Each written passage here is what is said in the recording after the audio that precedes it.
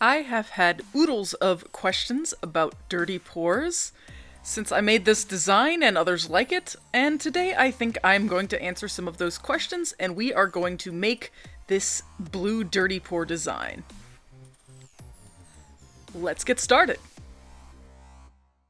I think the first thing we need to talk about is what exactly is a dirty pour. To put it simply, a dirty pour is when you put a bunch of colors in one cup, swirl them up, and pour them back out again. Like the examples you see on the screen here, it usually ends up with a really pretty swirly effect. Now, to make our own dirty pour, let's go ahead and talk about the supplies you're gonna need. You're gonna need a single cup, some blue mica powder for the base, some black alcohol ink, and some white alcohol ink. The brand of white I prefer is Pinata. Next, you're going to take your measuring cup and measure out equal parts of both A and B of whatever resin you're using. Mix that up very thoroughly until you no longer see streaks.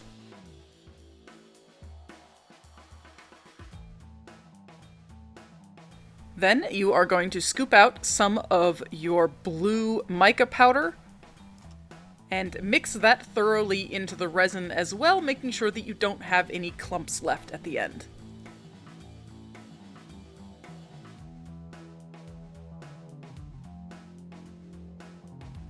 Now, I thought my blue wasn't blue enough, so I decided to add a little bit of extra powder to get it to the nice opaque color that I wanted.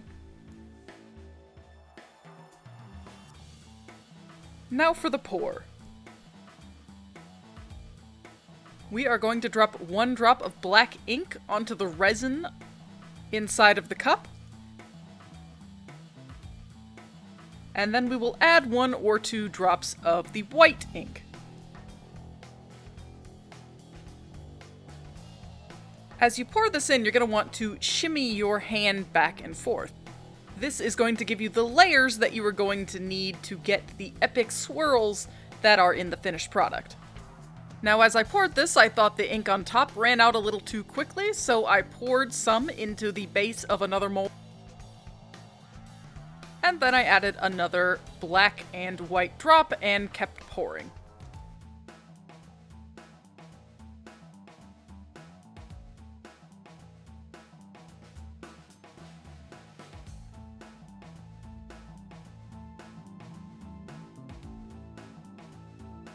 When I was done with the D6, I went back and used the excess ink to finish filling up that D12 mold. Now let's do this one more time with the D20. You need a drop of black and a drop or 2 of white, and then shimmy your hand as you pour.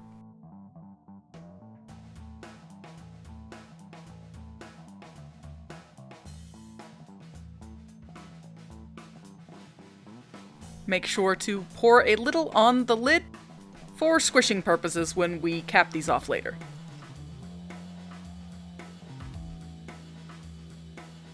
Speaking of later, I let these sit for a little while to let any bubbles inside come to the surface, and then I pop those bubbles with a lighter.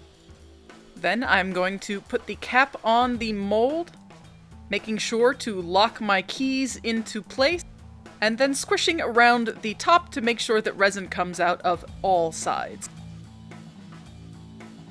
Finally, it's time to go into the pressure pot to cure overnight.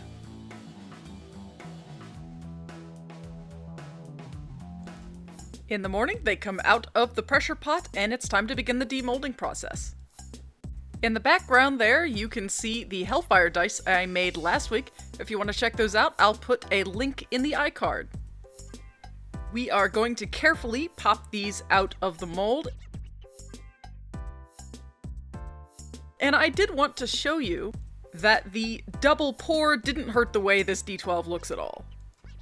It is actually probably my favorite from this entire set this time.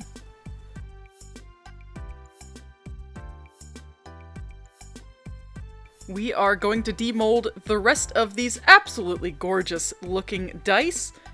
I did have an idea to do a video on how to demold dice, like the proper way to do it. Let me know in the comments below if that is something y'all would like to see.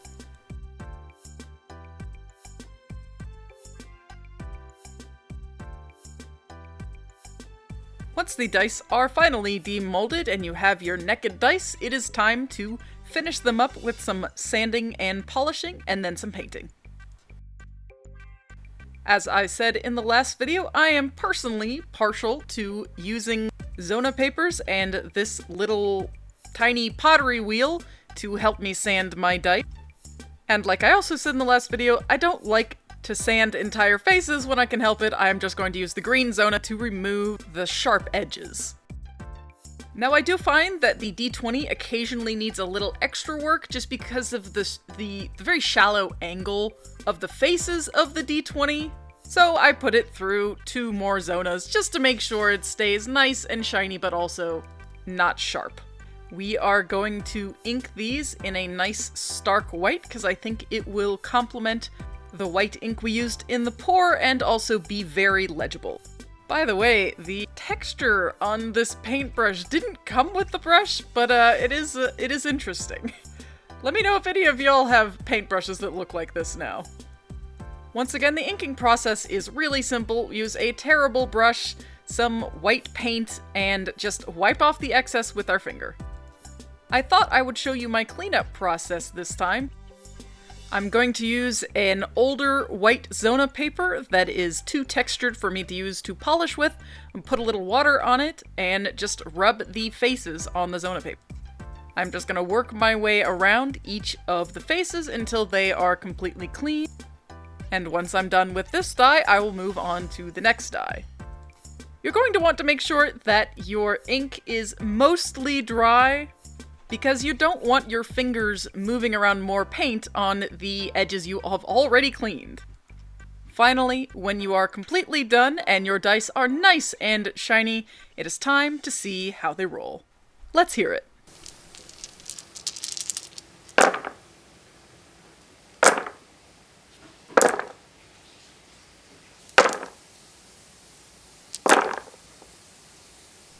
And there you have it. You have perfect Dirty Pour dice ready to play with.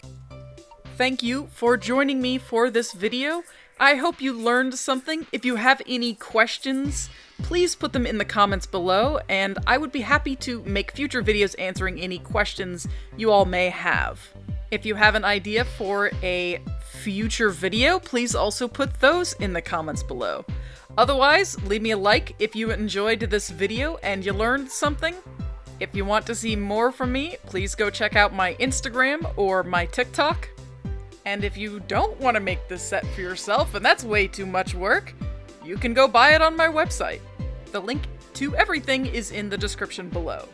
I have also included a link to all of the supplies that I used in this video.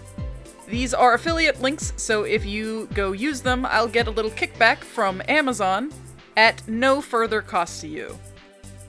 Thank you all once again for watching this video. I really appreciate it, and I will see you in the next one.